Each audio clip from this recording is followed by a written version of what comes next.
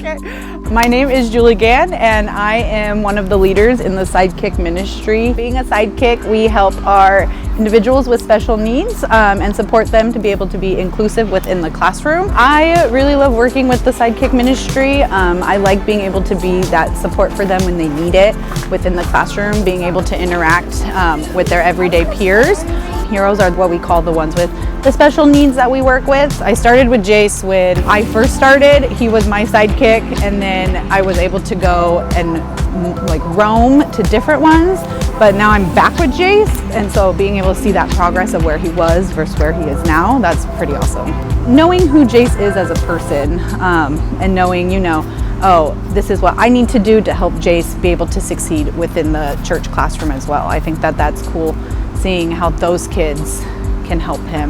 I feel like there's a bunch of little mini sidekicks within that classroom with him, which is awesome to see. I think that having a sidekicks ministry where we're able to offer the support to the parents so that they're able to go into church and not have to really worry about, is my kid being included? Are they having a meltdown? But knowing that somebody's there with them so that they can relax and kind of really listen to the message.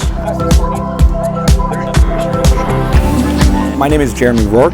I have a 6-year-old autistic son. The Sidekick ministry is extremely important to my family, and not just for Jace, but also for me. I couldn't volunteer if I didn't have the Sidekick ministry. Having a kid on the spectrum it scares us. There's times I worry more about him and how he's going to interact with others. And this ministry, its number one goal is not just a place for your kid to be watched. Their goal is to include this child in the ministry, in the church, and amongst his peers.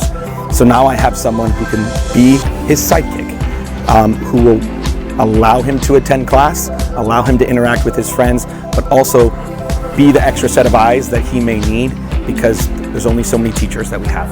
If you feel it on your heart to work with Sidekick ministry, at least for me, I don't think you realize the snowball effect it has. My wife and I both are able to volunteer.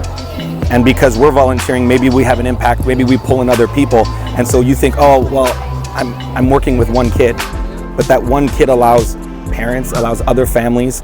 It's allowed me to invite other families because I can attend. And so I think people don't realize that the small action and the small step of volunteering maybe 1 week, 2 weeks a month allow a whole family, an extended family, and friends of that family to come to church. Jace is super social. He just goes to church and he hangs out with his friends and he hangs out with people he meets there. And those kids don't worry about him being a distraction and stuff. They kind of understand that if he's having a problem or having a moment, the sidekick can address it there and not make it this huge overblown scene. So he's not traumatized by coming here because his peers and friends ostracize him. He's totally in the moment. And for him to go to church, want to go to church, and then not feel any different, that's the number one thing for me. And it blows my mind. But then come to a church where I can be fed, and then take my son to the Sidekicks and take him to church. It's that small dose where that one day, this day at church, Sunday, I don't have to worry about my son in service. It's the brief respite, the brief little part where I get to be free.